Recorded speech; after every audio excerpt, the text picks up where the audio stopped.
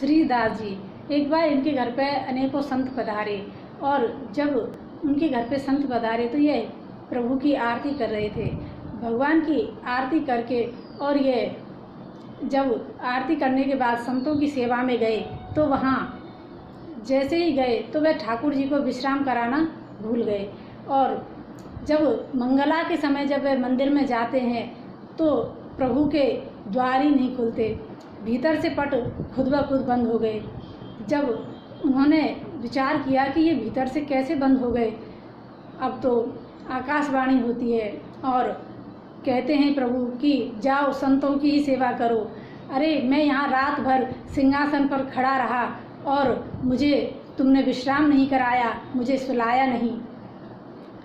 तब वे निवेदन करते हैं कि देखो, संत सेवा के कारण यदि आपको विश्राम नहीं करा पाया तो आपकी नाराज़गी हो तो मुझे कोई चिंता नहीं।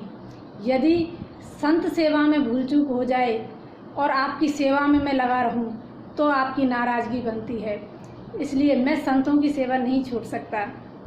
तब भगवान प्रसन्न होते हैं और कहते हैं कि मुझे भी ऐसे ही भक्त प्रिय हैं जो मेरे संतों की सेवा करते हैं, उन्हें प्रसन्न रखते हैं।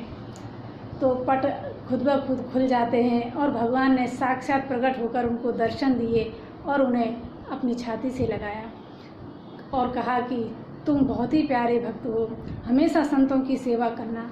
देखिए, हमेशा भगवान बताते हैं कि संतों की सेवा से ही मैं प्रसन्न होता हूँ।